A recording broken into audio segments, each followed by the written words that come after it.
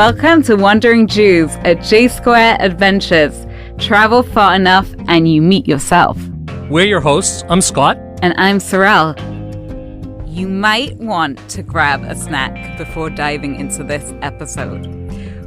When we think about travel, we often associate it with food, or I do. It's a sensory experience. We take in a destination through our senses, with our eyes, our ears, and of course, our mouths. Think about it. When you visit Vienna, would you go to Vienna without trying some schnitzel? Or Buenos Aires without some asado? Or Dublin without Guinness. Exactly. Israel. There is so much to talk about. We have falafel, we have shawarma, we have Shabbat challah. But one meal that stands out, a meal that many tourists take home as a cherished memory, is the famous Israeli hotel breakfast. Imagine a spread of fresh vegetables in every color, creamy yogurts, rich hummus, fluffy omelets, chavitot, and of course the quintessential hot coffee. It doesn't matter which hotel you stay in. An Israeli breakfast is an experience. It's a chavaya that stays with you, a taste of Israel, literally and metaphorically. And it's just as much about the culture as it is about the cuisine. But this breakfast didn't just appear out of nowhere. It has a history, evolving over time to represent a specific slice of Israeli life. Together, today, Scott and I are going to be exploring the roots of the Israeli breakfast and how it has evolved to what it has become today. As the saying goes, you are what you eat. And the Israeli breakfast is truly a window into who Israel is, was, and aims to be. I'm glad I actually had something to eat and I had coffee this morning because as you're starting to talk about the Israeli breakfast, I'm a little bit getting hungry.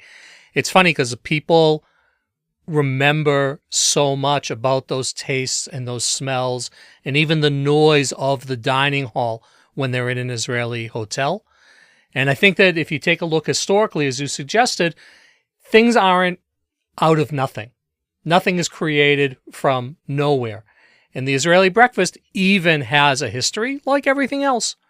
And so if we go back and we take a look even to the 1950s, when Israel was coming out of the Independence War, when Israel was experiencing massive immigration from post-Holocaust Europe and from all over the Arab-speaking and Islamic world, the Israeli breakfast was starting to evolve.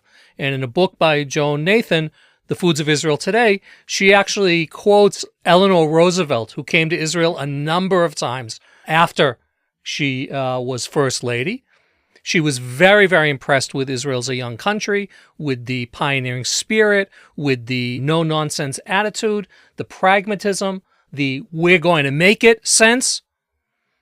And she wrote, Eleanor Roosevelt, she commented how she was amazed and pleased by the breakfast spread during those visits to Israel. Again, in the 1950s, very early on, the beginnings of modern Israeli tourism, one could say, I dug up an article from a Florida newspaper, the St. Petersburg Times, and it hailed, among other things, the Israeli hotel breakfast. Again, this is in the 1950s, and the images of the oranges and the Bible and the Jaffa Porsche, and of course mentioning Jonah and the whale story. And the author says, sit down in a hotel dining room here in Israel and you are shortly face to face with a 2-decker rolling wagon. I guess the buffet was done not along tables, but on a small wagon, and then mentioning all of the eye-opening calorie card, as he says, black olives and cottage cheese and pickled herring and tomatoes and onions, shredded carrots, cream cheese, Munster cheese, sour cream, butter, rolls, orange juice, and the eggs come later. And again, 1950s, probably someone who would talk about the Israeli breakfast today would talk about it very similarly. And so 60 years later, digging up another article, the New York Times in 2015 celebrated the Israeli breakfast with those same images of the plenty, of the cheeses, of the fresh vegetables, of the eggs. And it even goes on, the Israeli breakfast holds semi-religious importance in Tel Aviv, according to the New York Times, where every cafe and hotel offers a nearly identical spin. And so it's funny how much has really not changed with regards to the menu and the sense of what it's all about, whether you're visiting in the 1950s or when you're visiting today. It really does hold a sacred importance, the Israeli breakfast in Israeli cuisine. You were talking, Scott, about Israeli breakfast in the context of hotels. But if we even go back a little further, you're talking about the 1950s and you're talking about, post-Holocaust. But to truly understand the origins of the Israeli breakfast, we can look at the words of Maimonides, 1,000 years ago, famous medieval philosopher and physician. He advocated for a big breakfast. He said, breakfast like a king, a prince at noon, and a peasant at dinner. And honestly, that quote really sets a tone for the Israeli breakfast. When we go back even to the early 20th century, we have the agricultural settlements, we have the kibbutzim and the moshavim, where people were largely involved in agricultural work, right? So before they set out for their day, they needed as fuel a large, hearty breakfast. It was providing your body with the necessary sustenance for a hard day of work in the fields. Now, what does an abundant breakfast look like in the early 20th century? Kibbutz dining hall, if we can imagine and take ourselves back to there for a minute. Well, what was on the table was everything that was produced by the kibbutz. We're talking bread, we're talking eggs, we're talking olives. So the Israeli breakfast that we see today, even in a hotel setting, we can look at it, and I'm actually about to go to a hotel, hopefully tomorrow for 2 days. I'm going to be looking at it with new eyes, has deep roots in these communal agricultural settings. For sure. And I think that, again, it goes back to the difference between then and now, which we touch on so much in so many episodes. Today, you want milk, you want eggs, you want cheese. You go to the market, you pick it up, and you go home for the most part. Then everything was very much had to be done by hand. And it was a lot of work. And so a lot of the Israeli breakfast on the symbolic level, it was rooted in this Zionist dream of being self-sufficient, of working hard, of returning to the land, and the whole idea of rekindling the connection between the exiled Jewish people as they returned to the land of Israel. Every jug of milk, every cucumber, every orange was seen as symbolic of the land, greeting its native children home, the children of Israel. Aleph Dalet Gordon, one of the ideologues and philosophers of the early pioneers, a teacher, a public activist, he talked about the religion of labor, apropos this reference of, the sacred status of breakfast. And he talked about the return to the land. Ben Gurion, right, of course, famously envisioned making the desert bloom. And Natan Alterman, a central figure in Hebrew literature, and a poet of the labor movement, wrote his famous Shir HaEmek, the Song of the Valley, about the Jezreel Valley in the center of the country, the home of many of the early kibbutzim and moshavim and agricultural settlements. He talked about praising the farmer, the worker, the defender, as all taking part in the building of a new home for the Jewish people. Part of that dream was about Jewish pride and self-reliance. And again, you want to use another example. Today, a lot of times the watermelon is often seen today because of its colors as a symbol of Palestinian nationalism. The watermelon was for many decades a symbol of Jewish and Israeli ingenuity and agricultural innovation. How can you grow something which is 90% water in a country which has 0% water?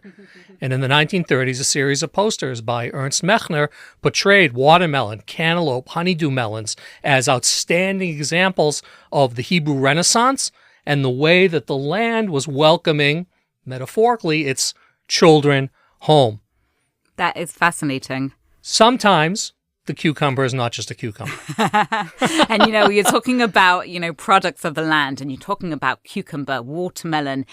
And then, what comes to mind? So I don't know if you know, Scott, but lived in Israel for 26 years. We were in the US for 3 years. Now, every place has its own cuisine to offer. But one thing that I sorely missed in the 3 years time that we did in the US was the Israeli breakfast. And you're describing the watermelon, the olives, the cucumbers. And that was what, I missed so sorely. But yes, the Israeli breakfast is abundant and rich and colorful. It's also a celebration of health right?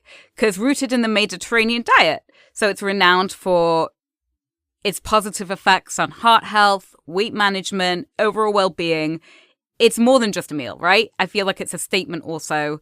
You know, you are what you eat. With the Israeli breakfast, it's a statement of health and lifestyle. Fruits, whole grains, healthy fats, like olive oil. You know, the Israeli breakfast like really just shines a light on the principles of the Mediterranean diet. And again, it's seen as a reflection of Israel's agricultural abundance.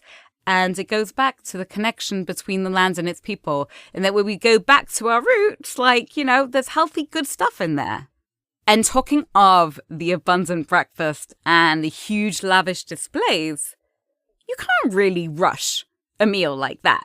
Like if you've visited an Israeli hotel, it is not a meal where you typically see guests rush in, grab a slice of toast, have a quick cup of coffee, typically, and then run out. What you might often see is the reverse. You take one plate, heaps with omelets and olives and vegetables and cheeses, and then come back and maybe taste barekas and have a pastry. So it also lends itself to being more than just a quick meal, but an experience where you are connecting with the people around you. Definitely. And I think, again, part of that experience is it's very Mediterranean, not just the diet, but the culture.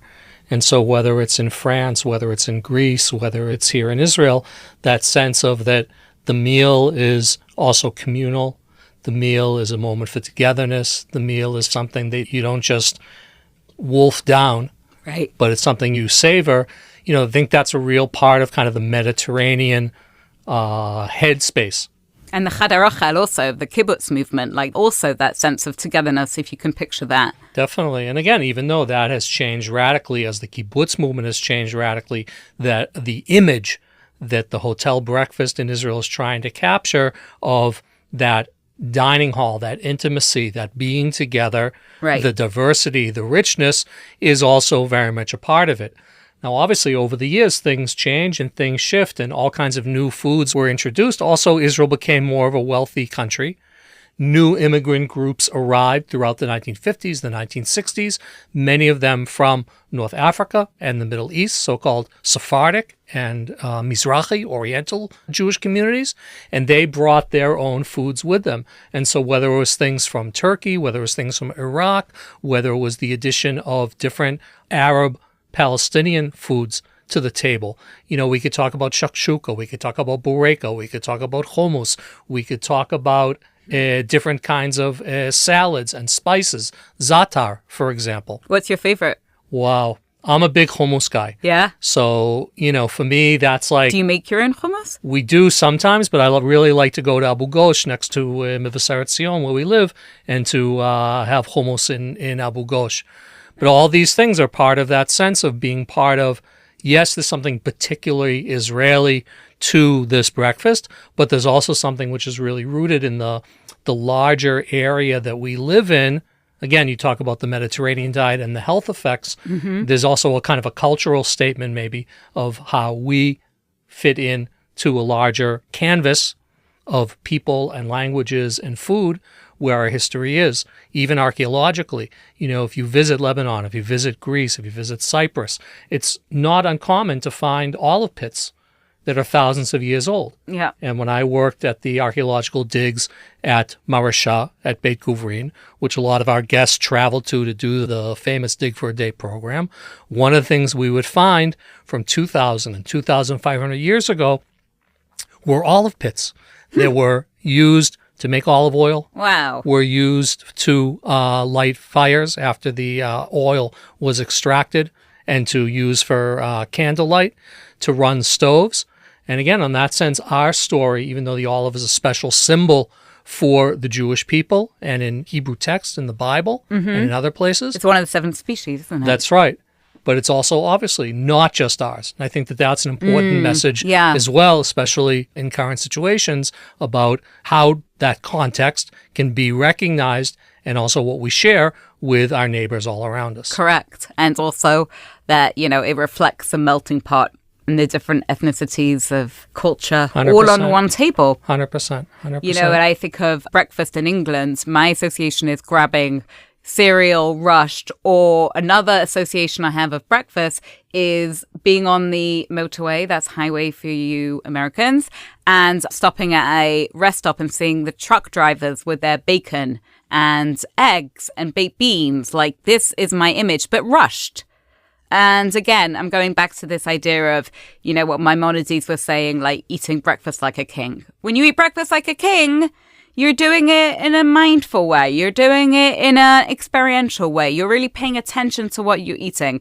And I know for sure, as I'm going to be going away for 2 days, that I will be paying extra attention to what I'm eating, much to my husband's chagrin, because after this episode, it might just take an hour longer than usual. Definitely. I mean, that idea of mindfulness that you raised, I would like to think it's very much a signature pedagogy of the way that we work at J Squared Adventures. Correct. In the sense of it's really easy to, for example, go into a dining hall and, you know, you're on it. You know, you grab whatever it is, you sit down, you finish, you head out to the bus. But I think what's being suggested here is that, yeah, everything that we stop to look at and really savor could be food, could be music, could be street sounds. It could be what's on the radio. It could be a discussion with the bus driver getting off and on the bus. These are all languages. These are ways of communicating. And the Israeli breakfast, in that sense, it says so much about sustaining relationships, community, starting, as we said, from the dining halls of the early kibbutzim. It says a lot about Israel and Israeli culture. And so the breakfast isn't just the food on the table. It's also the people gathered around it. And it's a symbol of hospitality and hopefully the value of community, not just within Israel, but also within our own groups, as people are here enjoying, sharing, and hopefully take that sense of community home to continue that community building, whether they're from Boston or Denver or San Francisco or New Orleans or wherever they might be from.